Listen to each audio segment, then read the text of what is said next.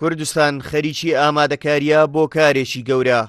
ئەو کارێ کوردەکان دەیانەوێت بیکەن ڕیفراندۆمە بۆ سەربەخۆیی کوردستان کە ئەوە ئاواتی سەدان ساڵی ڕابردووی ئەو گەلەیە.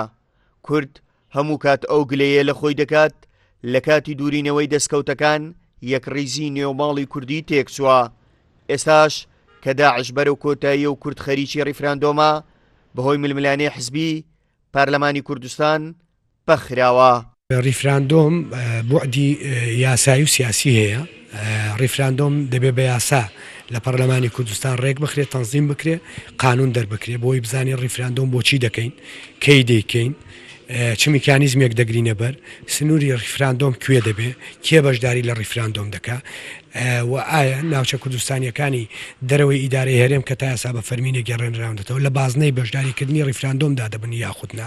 لایەنە سیاسیەکانی کوردستان ساڵێک زیاتر گفتوگۆیان کرد بۆ ئەوەی پەرلەمان کارا بکەنەوە و نەیانتوانی.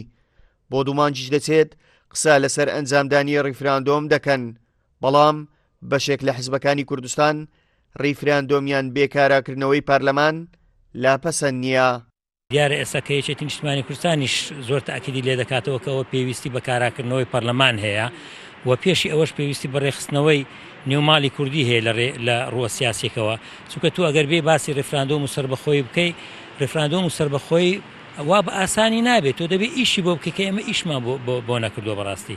بۆ ئەنجامدانی ریفراندۆم یەکێتی و پارتی وەک دەست پێشخەریەک سەردانی حزب و لایەنە سیاسیەکانی کوردستانیان کرد، بەڵام جگا لە پارتی دیموکراتی کوردستان، یەکێتی نیشتیمانی کوردستان و زۆربەی لایەنە سیاسیەکانی کوردستان پێیان باشە پێش ئەنجامدانی ریفراندۆم پارلەمانی کوردستان کارا بکرێتەوە و ریفراندۆم بە چاودێری پارلەمان بەڕێوە بچێت.